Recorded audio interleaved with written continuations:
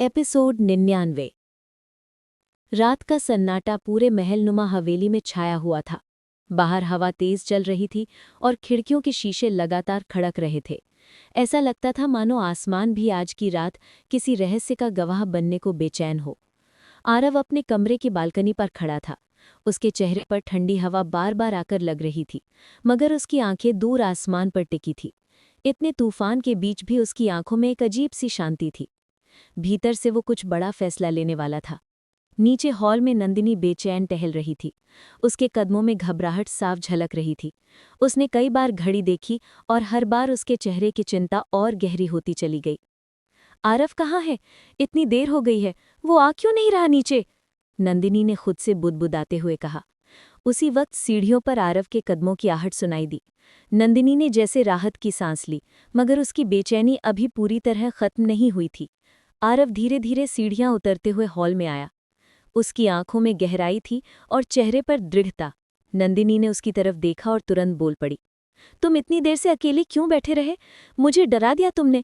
मैं समझ ही नहीं पा रही कि तुम्हारे दिमाग में चल क्या रहा है। आरव ने उसके पास आकर गहरी सांस ली और कहा, कुछ बातें ऐसी होती है नंदिनी, जो हमें अकेले ही सोचनी पड़ती हैं। और आज मुझे एक ऐसा फैसला लेना है जो हमारी जिंदगी हमेशा के लिए बदल देगा। नंदिनी के चेहरे का रंग उड़ गया।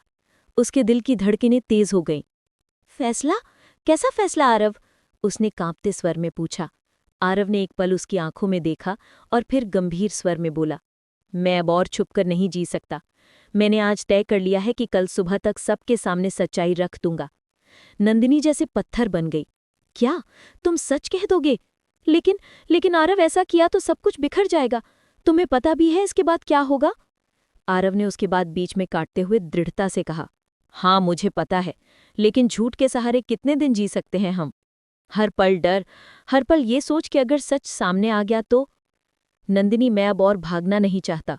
चाहे कुछ भी हो जाए, मुझे सच्चाई सबके सामने रखनी ही होगी। नंदिनी के चेहरे पर आंसू छलक आए। उसने कांपते हाथों से आरव की बांह पकड़ी और बोली, लेकिन आरव, अगर सच्चाई सामने आई तो सिर्फ तुम्हें ही नहीं, मुझे भी खोना पड़ेगा। क्या तुम ये सोच सकते हो? क्या तुम ये सहन कर पाओगे? आरव ने धीरे से उसका चेहरा अपने हाथों में लिया। उसकी आंखों में एक हल्की सी मुस्कान थी, मगर वो मुस्कान दर्द से भरी हुई थी। नंदिनी, तुम्हें खोने का डर मुझे आज से नहीं, उस दिन से है जब मैंने तुमसे प्यार करना शुरू किया था। लेकिन सच को दबाकर जीना, ये उससे कहीं ज्यादा दर्दनाक है।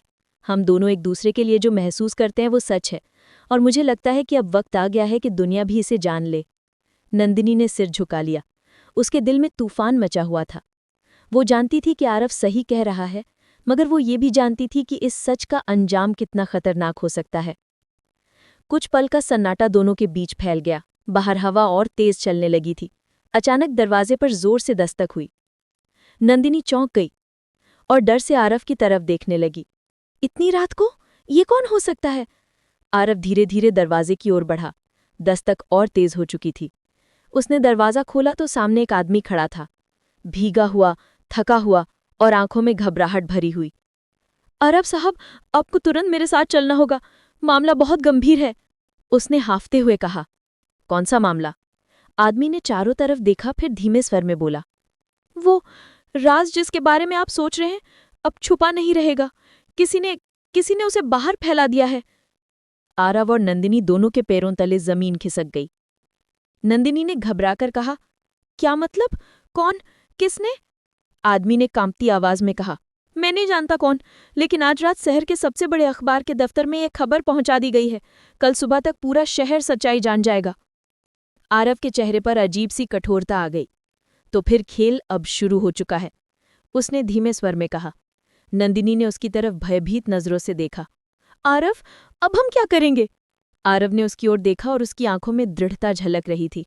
अब हम वही करेंगे जो हमेशा करना चाहिए था, सच का सामना। बाहर बादल गरजे। हवेली की लाइट अचानक कुछ सेकंड के लिए बुझी और फिर झपकते हुए वापस आई। माहौल और भी डरावना हो गया। आरव के हाथ कांप रहे थे। उसने फुसफुसाते हुए कहा, क्या ये हमारी कहानी का अंत है? आरव ने उसके आंसू पोंछे और गंभीर स्वर में बोला, नहीं नंदिनी, ये हमारी कहानी का अंत नहीं, ये असली शुरुआत है। हवेली के अंदर गहरी खामोशी छाई हुई थी। लेकिन बाहर आसमान में गड़गड़ाहट और बिजली की कड़क इस बात का सबूत दे रही थी कि तूफान अब और भी तेज होने वाला है। नंदिनी बार बार खिड़की के पास जाकर पर्दा सरकाती और बाहर झांकती, जैसे उसे उम्मीद हो कि शायद जो खबर उस आदमी ने लाकर दी है वो झूठ निकले। मगर हर बार उसका दिल और भारी हो जाता। आरव अब तक शांत खड़ा था, लेकिन उसकी आंखों में वो तूफान था जो बाहर की आंधी से भी कहीं ज्यादा खतरनाक था। उसने उस आदमी को बैठने का इशारा किया और धीमी आवाज में पूछा, तुमने कहा कि खबर बाहर पहुंच चुकी है, तुम्हें कैसे यकीन है? आदमी ने कांपते हुए कहा, अरव साहब, मैं अखबार के दफ्तर में काम करता हूँ। रात की ड्यूटी थी, तभी एक अज्ञात लिफाफा आया। उसमें आपके और नंदिनी जी के बारे में सबूत थे, तस्वीरें, कुछ पुराने दस्तावेज और वो कॉन्ट्रैक्ट की कॉपी। नंदिनी की सांसें रुक सी गईं, उसके चेहरे का रंग उड़ चुका था। कॉन्ट्रैक्ट? लेकिन वो तो मैंने। आरव ने उसकी तरफ देखा और धीरे से बोला, हमें लगा था हमने सब सबूत मिटा दिए हैं, लेकिन कोई है जो हमें बर्बाद करने के लिए बहुत करीब से देख रहा है। आदमी ने और डरते हुए कहा, कल सुबह पहले पन्ने पर यह खबर छप जाएगी और एक बार छप गई तो इसे कोई रोक नहीं पाएगा। आरव ने गहरी सांस ली, उसकी आंखें बंद हो गईं, जैसे वो खुद को अगले दिन के लिए तैयार कर रहा हो। ठीक है, तुम जा सकते हो। इस बात का जिक्र किसी से मत करना। आदमी ने सिर हिलाया और जल्दी से निकल गया। दरवाजा बंद होते ही नंदिनी आरव की तरफ मुड़ी। उसकी आंखों में डर, गुस्सा और बेबसी सब कुछ मिला जुला था। अब क्या होगा आरव? लोग हमें जज करेंगे, हमें गलत कहेंगे। तुम्हारा नाम, तुम्हारा बिजनेस, तुम्हारी इज्जत सब खत्म हो जाएगी। आरव ने उसकी आंखों में गहराई से देखा और शांत स्वर में बोला, इज्जत उस सच की होती है जो इंसान जीता है नंदिनी। झूठ से मिली इज्जत तो बस रेत का महल है, और कल सब टूट जाएगा। नंदिनी ने आक्रोश में कहा, तुम ऐसे कैसे इतना शांत हो सकते हो? क्या तुम्हें डर नहीं लग रहा? तुम्हें मुझसे, हमारे रिश्ते से कुछ भी खोने का डर नहीं? आरव ने उसके करीब जाकर उसके कांपते हाथों को थामा और बोला, डर तो है, लेकिन उस डर से भागना अब मुमकिन नहीं। मैंने ये रिश्ता बनाया है तो इसकी सच्चाई को दुनिया के सामने रखने की जिम्मेदारी भी मेरी ही है। उसकी आवाज में दृढ़ता थी, मगर नंदिनी के दिल में बेचैनी और बढ़ती जा रही थी। उसने अचानक कहा, नहीं आरव, अभी वक्त है, हम भाग सकते हैं। किसी और शहर, किसी और देश चले जाते हैं। वहां हमें कोई नहीं जानता होगा, हम नई जिंदगी शुरू कर सकते हैं। आरव ने उसके चेहरे को दोनों हाथों से थामा और धीरे से मुस्कुराया। भागकर हम एक दूसरे को पा तो सकते हैं, लेकिन खुद को खो देंगे। हर सुबह जब आईने में देखेंगे तो वही डर हमें घूरता रहेगा। क्या तुम चाहोगी कि हमारी जिंदगी झूठ और डर पर टिकी हो? नंदिनी की आंखों में आंसू भर आए। वो जानती थी कि आरव सही कह रहा है, मगर उसका दिल मानने को तैयार नहीं था। कुछ देर दोनों चुप रहे। बाहर बारिश शुरू हो चुकी थी। बूंदों की तेज आवाज पूरे हॉल में गूंज रही थी। उस शोर में भी दोनों के दिल की धड़कनें एक दूसरे तक साफ सुनाई दे रही थीं। फिर अचानक नंदिनी ने ठान ली। उसने अपने आंसू पोंछे और कांपते स्वर में बोली, ठीक है आरव, अगर सच सामने आना ही है तो मैं तुम्हारे साथ खड़ी रहूंगी। चाहे लोग कुछ भी कहे, चाहे दुनिया हमारा मजाक उड़ाए, मैं तुम्हारा साथ नहीं छोड़ूंगी। आरव ने उसके माथे को चूम लिया। उसकी आंखों में पहली बार हल्की सी राहत दिखी। यही तो मुझे तुमसे सुनना था नंदिनी, ये लड़ाई अब हमारी है। उसी वक्त हवेली के बाहर गाड़ियों के रुकने की आवाज आई। दोनों चौंक कर खिड़की की तरफ भागे। बाहर कुछ लोग खड़े थे, पत्रकार, कैमरे और माइक्रोफोन लिए। नंदिनी का चेहरा पीला पड़ गया। हे भगवान, ये लोग अभी से यहां आ गए? आरव ने गहरी सांस ली और कहा, किसी ने पहले ही खबर दे दी है। खेल शुरू हो चुका है नंदिनी। पत्रकार दरवाजे पर दस्तक देने लगे। उनकी आवाजें हवेली के अंदर तक गूंज रही थीं।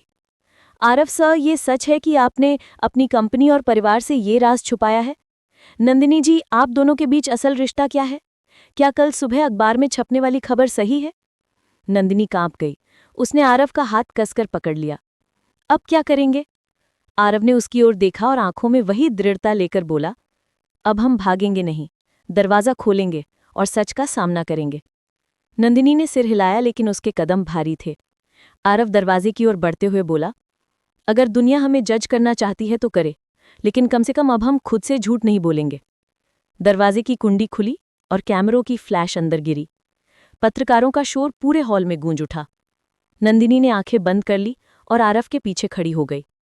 आरव ने एक गहरी सांस ली और सबके सामने खड़े होकर कहा, हाँ, जो आप सब सुन रहे हैं वो सच है। कमरे में सन्नाटा छा गया। मैंने अपने दिल की बात छुपाई थी। मैंने ये रिश्ता छुपाया था, लेकिन अब नहीं। आज से मैं सच को स्वीकार करता हूं, चाहे अंजाम कुछ भी हो। नंदिनी की आंखों से आंसू बह निकले, लेकिन उसके चेहरे पर गर्व भी था। उसने धीरे से फुसफुसाया, हमारी असली शुरुआत। और बाहर गरजते आसमान ने जैसे उनकी बात पर मुहर लगा दी। दरवाजे पर पत्रकारों का शोर थमता ही नहीं था। कैमरों की फ्लैशेस लगातार आरव और नंदिनी के चेहरे पर पड़ रही थी। पूरा माहौल जैसे किसी युद्ध भूमि में बदल गया था, जहां सवाल हथियार बन चुके थे और सच्चाई एक ढाल। आरव सर, क्या ये सही है कि आपने अपनी कंपनी की छवि बचाने के लिए इतने सालों तक नंदिनी जी से अपने रिश्ते को छुपाया? नंदिनी जी, क्या आप जानती थीं कि ये रिश्ता एक दिन सबके सामने आ जाएगा? क्या ये रिश्ता सिर्फ एक कॉन्ट्रैक्ट था या सच्चा प्यार? हर सवाल किसी तीर की तरह चुभ रहा था। नंदिनी के कदम पीछे हटने लगे, लेकिन आरव ने उसका हाथ कसकर थाम लिया। उसकी आंखों में अब भी वही दृढ़ता थी। आरव ने हाथ उठाकर सबको शांत करने का इशारा किया। धीरे धीरे शोर थम गया और सबकी निगाहें उसी पर टिक गईं। उसने गहरी सांस लेकर कहा, हाँ, ये सच है। मैंने नंदिनी से एक कॉन्ट्रैक्ट के तहत रिश्ता शुरू किया था, लेकिन सच ये भी है कि वही रिश्ता मेरे लिए सबसे बड़ा सच बन गया। आज अगर मैं किसी से बेइंतहा मोहब्बत करता हूं, तो वो सिर्फ नंदिनी है। हॉल में सन्नाटा छा गया। पत्रकार भी एक पल को चुप हो गए, मानो उनकी उम्मीद से ज्यादा बड़ा सच उनके सामने आ गया हो।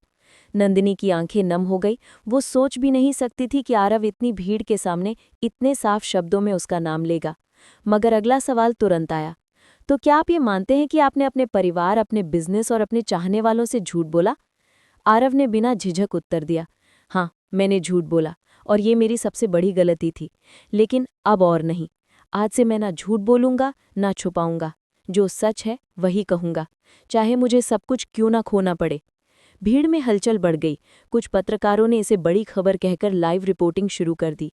सोशल मीडिया पर भी ये बयान मिनटों में फैल चुका था।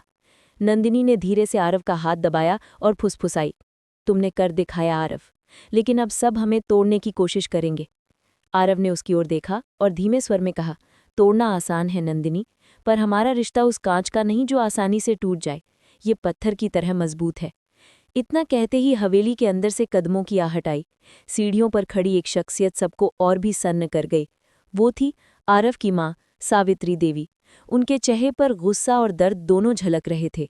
उन्होंने भीड़ की परवाह किए बिना सीधा आरव और नंदिनी की ओर देखा और कड़क आवाज में बोली, आरव, ये क्या कर रहे हो तुम?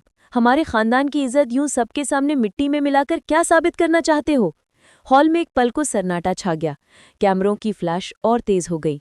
आरव ने सिर झुकाया, फिर धीरे से कहा, माँ, मैं झूठ में जीकर हमारी इज्जत नहीं बचा सकता। सच्चाई सामने आनी ही थी और आज मैंने वही किया। सावित्री देवी का चेहरा गुस्से से लाल हो गया। सच्चाई? ये सच्चाई नहीं, ये शर्मिंदगी है।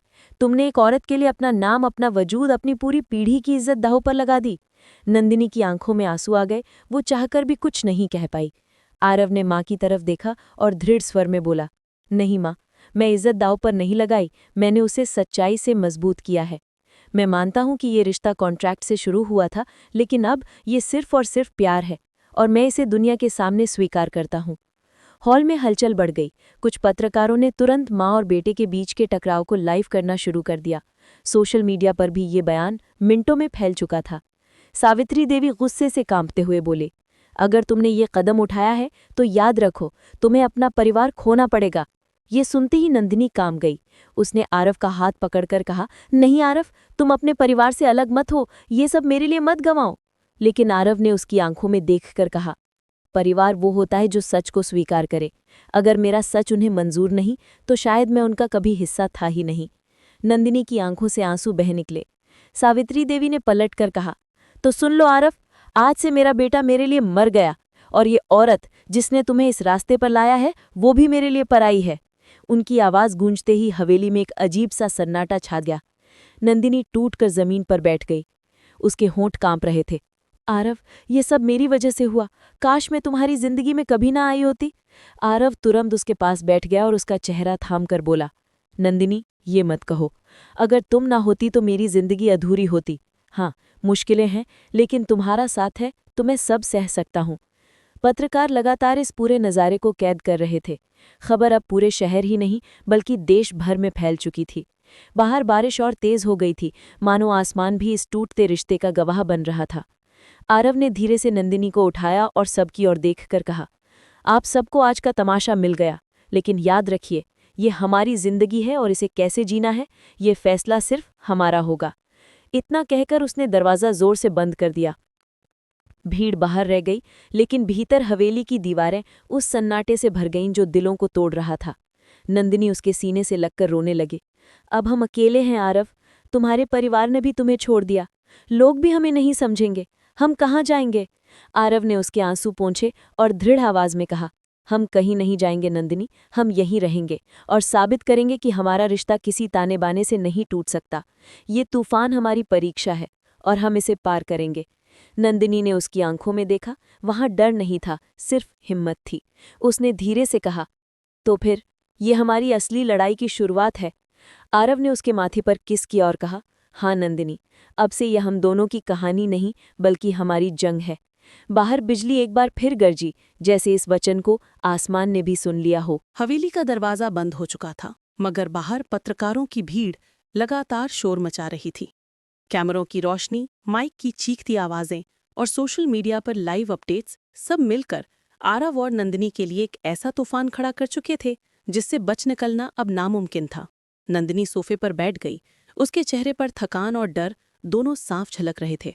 वो लगातार अपने आंचल को मसल रही थी, जैसे उसकी बेचैनी को कुछ राहत मिले। आरव उसके सामने खड़ा था, मगर उसके चेहरे पर अजीब सी शांति थी। आरव, नंदिनी ने धीमे स्वर में कहा, अब क्या होगा? तुम्हारी माँ ने तुम्हें ठुकरा दिया, दुनिया हमें गालियां दे रही है और कल तक ये खबर हर अखबार, हर चैनल, हर स्क्रीन पर होगी। क्या हम इतना सब झेल पाएंगे? आरव ने उसकी ओर देखा और उसके पास बैठ गया। उसने नंदिनी का हाथ अपने हाथों में लिया और दृढ़ स्वर में कहा, नंदिनी, मैं जानता हूं रास्ता आसान नहीं है, लेकिन अगर हमने सच छुपाकर जीना जारी रखा तो शायद हम खुद से नजरें भी नहीं मिला पाएंगे। जो हो रहा है वो तकलीफ है, मगर ये हमारी आज़ादी की कीमत है। नंदिनी की आंखों में आंसू आ गए। आज़ादी की कीमत इतनी बड़ी होगी, मैंने कभी सोचा भी नहीं था। आरव ने उसके आंसू पोंछे और हल्की मुस्कान दी। मुझे तुम्हारा साथ है नंदिनी, यही मेरी सबसे बड़ी जीत है। कुछ पल दोनों खामोश रहे। बाहर शोर कम होने की बजाय और बढ़ गया था। तभी अचानक हवेली का लैंडलाइन फोन जोर से बज उठा। नंदिनी चौंक गई और डरते हुए बोली, इतनी रात को कौन हो सकता है? आरव ने फोन उठाया।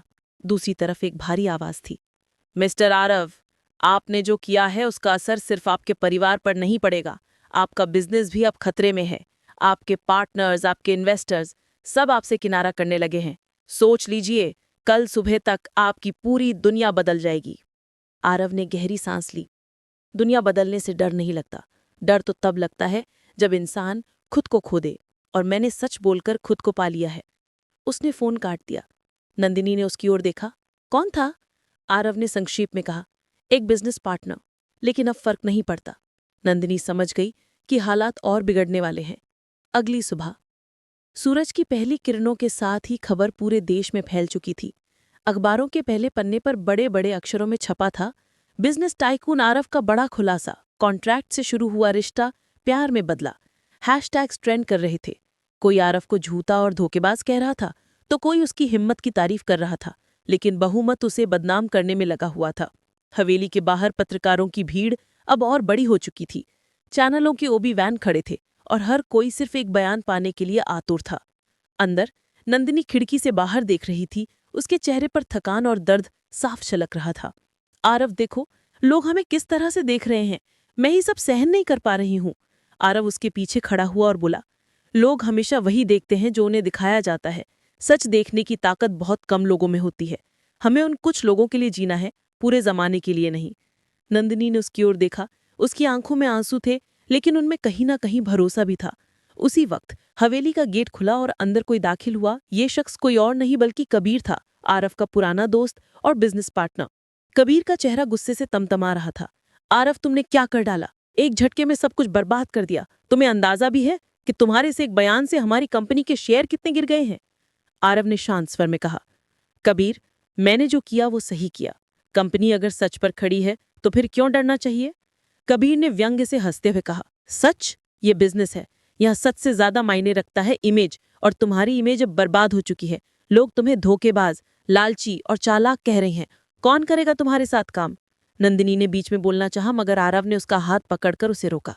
कबीर, आरव ने दृढ़ स्वर में कहा, अगर कोई सिर्फ इमेज के लिए मेरे साथ था तो उसका जाना ही बेहतर है। असली ताकत उस भरोसे में है जो मेरे सच पर टिका होगा। कबीर ने गुस्से से सिर झटका और बोला, तो सुन लो आरव, आज से मैं तुम्हारा पार्टनर नहीं रहा और बहुत जल्द तुम्हारे सारे दुश्मन इस मौके का फायदा उठाकर तुम्हें मिटा देंगे। इतना कहकर वो हवेली से बाहर चला गया। नंदिनी की आंखें फिर भर आईं। देखा आरव, एक एक करके सब साथ छोड़ रही हैं। आरव ने उसकी ओर देखकर दृढ़ता से कहा, हाँ, क्योंकि असली जंग में वही हमारे साथ रहेंगे जिन्हें वाकई हम पर भरोसा है। बाकी सब चले जाएंगे और यही हमें मजबूत बनाएगा। दोपहर तक हवेली के बाहर और भीड़ जमा हो चुकी थी। अचानक एक कार आकर रुकी और उसमें से कोई बाहर उतरा। ये कोई और नहीं बल्कि विक्रम था, आरव का चिर प्रतिद्वंदी। विक्रम के चेहरे पर चालाकी भरी मुस्कान थी। वो सीधे हवेली के गेट पर खड़ा होकर पत्रकारों से बोला, दोस्तों, ये है असली चेहरा उस इंसान का जिसे आप सब आइकन मानते थे। उसने सबको धोखा दिया, अपनी माँ तक को ठुकरा दिया। क्या ऐसे इंसान पर भरोसा किया जा सकता है? पत्रकारों ने तुरंत कैमरे उसकी तरफ कर दिए। विक्रम जानता था कि ये उसकी जीत का मौका है। अंदर खिड़की से ये सब देखते हुए नंदिनी का दिल धड़क उठा। आरव, वो तुम्हें और बदनाम करने आया है, कुछ करो। आरव ने खिड़की से बाहर झांका और विक्रम की आंखों में आंखें डाल दी। नंदिनी, उसने धीरे से कहा, ये उनकी चाल है, लेकिन हम सच के साथ खड़े हैं और सच हमेशा देर से ही सही जीतता जरूर है। नंदिनी ने उसके कंधे पर सिर रख दिया। तो फिर हमें लड़ना होगा, साथ मिलकर। आरव ने उसके हाथ थाम लिया और बोला, हाँ नंदिनी, अब ये हमारी असली जंग की शुरुआत है। बाहर विक्रम पत्रकारों से बातें कर रहा था। अंदर आरव और नंदिनी एक दूसरे के साथ खड़े होकर नए इरादे से भविष्य का सामना करने की कसम खा रहे थे। और तभी आसमान में गड़गड़ाहट हुई, जैसे खुद किस्मत ने ऐलान कर दिया हो कि तूफान अभी खत्म नहीं हुआ है। रात धीरे धीरे अपने गहराई में डूब रही थी। हवेली के आंगन में अब सन्नाटा पसरा हुआ था, लेकिन अंदर हर कोई बेचैनी और खामोशी के बीच अपनी अपनी सोच में डूबा हुआ था। अयान ने अपनी माँ मालती देवी की आंखों में पहली बार इतना डर और बेबसी देखी थी। वो औरत जो अब तक सिर्फ हुक्म चलाने और दूसरों को दबाने के लिए जानी जाती थी, आज टूट कर बैठी थी। अयान, उसकी आवाज़ कांप रही थी। मुझे समझ नहीं आ रहा, ये सब कैसे हुआ? मैंने कभी नहीं सोचा था कि मेरे ही परिवार के खिलाफ कोई ऐसा खड़ा हो जाएगा। अयान ने गहरी सांस ली। माँ, सच्चाई छुपाने से वो बदल नहीं जाती। आपने हमेशा रिश्तों से ज्यादा ताकत और नाम को अहमियत दी, और अब उसी का नतीजा है कि दुश्मन हमारे घर के भीतर से निकल आया है। मालके देवी ने सिर झुका लिया। उनकी आंखों से आंसू टपकने लगे। पहली बार उन्होंने खुद को हारता हुआ महसूस किया। आरव बैल्कनी में खड़ा था। ठंडी हवा उसके चेहरे से टकरा रही थी। कियारा उसके पास आई और उसके कंधे पर हाथ रख दिया। तुम अब भी सोच रहे हो? कियारा ने धीरे से पूछा। आरव ने उसकी ओर देखा। उसकी आंखों में अनगिनत सवाल थे। हाँ, सोच रहा हूं कि आखिर ये सब कहाँ खत्म होगा। हर बार हमें लगता है कि अब सब ठीक है, लेकिन अगले ही पल एक नया तूफान आ जाता है। कियारा मुस्कुराई, लेकिन उसकी मुस्कान में दर्द साफ झलक रहा था। शायद यही हमारी कहानी है, उतार चढ़ाव, साजिशें और बीच में हमारा रिश्ता। लेकिन आरव, मैं सिर्फ इतना जानती हूँ कि जब तक हम साथ हैं, कोई हमें हरा नहीं सकता। आरव ने उसका हाथ थाम लिया। तुम सही कहती हो, शायद हमारी ताकत यही है कि हम साथ हैं। रघु काका दौड़ते हुए अंदर आए। बाबूजी, बड़ी खबर है, पुलिस ने कबीर को पकड़ लिया है। ये सुनते ही सबकी सांसें अटक गईं। अयान तुरंत उठ खड़ा हुआ। क्या, सच में? रघु काका ने हाँ में सिर हिलाया। जी, शहर के बाहरी इलाके से पकड़ा गया है। उसके साथ कुछ और लोग भी थे। पुलिस ने कहा है कि उसने पहले ही काफी राज खोल दिए हैं। आरव और अयान ने एक दूसरे की तरफ देखा। शायद पहली बार उन्हें लगा कि उनकी लड़ाई का सबसे बड़ा दुश्मन अब गिर चुका है। कबीर लोहे की सलाखों के पीछे खड़ा था। चेहरे पर अब वो घमंड और अकड़ नहीं थी। उसकी आंखों में हार और डर साफ दिखाई दे रहा था। आरव, अयान और कियारा वहां पहुंचे। आरव ने ठंडी आवाज में कहा, तो आखिरकार तुम्हारी सच्चाई सामने आ ही गई कबीर। कितना धोखा दिया तुमने अपने ही परिवार को। कबीर ने होंठ भींच लिए। मैंने जो किया, मजबूरी में किया। इस हवेली, इस ताकत, सबने मुझे सिर्फ एक नौकर का बेटा समझा। मुझे हक चाहिए था, मुझे मेरा हिस्सा चाहिए था। अयान का गुस्सा फूट पड़ा। हिस्सा? धोखा देकर, खून करके हिस्सा चाहिए था तुम्हें? कबीर ने कोई जवाब नहीं दिया। बस खामोश खड़ा रहा। उसकी चुप्पी ही उसकी हार साबित कर रही थी। सब लोग ड्राइंग रूम में जमा थे। पुलिस कबीर को ले गई थी, लेकिन इस साजिश के बाद जो घाव बने थे उन्हें भरने में वक्त लगना तय था। मालती देवी सबके सामने आई। उनकी आवाज़ में दर्द और पछतावा था। मुझे माफ़ कर दो। मैंने इस घर को हमेशा एक रणभूमि बना दिया। मैंने रिश्तों को कभी वो इज्जत नहीं दी जो देनी चाहिए थी, और आज उसी का नतीजा सबके सामने है। सब चुप थे, लेकिन इस बार उनकी चुप्पी नाराज़गी नहीं बल्कि थकान की थी। आरव ने धीरे से कहा, अतीत को बदला नहीं जा सकता, लेकिन भविष्य को जरूर सुधारा जा सकता है। हमें अब आगे बढ़ना होगा, मिलकर। कियारा ने उसका हाथ दबाया और मुस्कुराई। अयान ने भी सिर हिलाया। हाँ, अब वक्त आ गया है कि ये हवेली दुश्मनी का नहीं, परिवार का घर बने। हवेली में पहली बार रौनक थी। आरव और कियारा के नाम की रोका की रस्म रखी गई थी। चारों तरफ फूलों की सजावट थी, हंसी खुशी की गूंज थी। कियारा गुलाबी लहंगे में सजी हुई थी, बेहद खूबसूरत लग रही थी। आरव की नज़रें उससे हट ही नहीं रही थी। अयान ने पास आकर मजाक किया, भाई, थोड़ा तो इधर-उधर देख लो, सब मेहमानों को पता चल जाएगा कि तुम सिर्फ कियारा को घूर रहे हो। आरव ने हल्की मुस्कान दी, तो होने दो, सबको पता ही चल जाना चाहिए कि मैं उससे कितना प्यार करता हूँ। कियारा ये सुनकर शर्मा गई। उसके चेहरे पर वो चमक थी जो हर लड़की अपने सच्चे प्यार के साथ पाती है। मालती देवी ने कियारा के पास आकर उसका हाथ थामा। आज से तुम सिर्फ मेरी बहू नहीं, मेरी बेटी हो, उन्होंने कहा। कियारा की आंखों से आंसू बह निकले। ये आंसू दर्द के नहीं, खुशी के थे। रात को जब सारी रस्में खत्म हो गईं, आरव और कियारा हवेली की छत पर खड़े थे। आसमान में चांद चमक रहा था।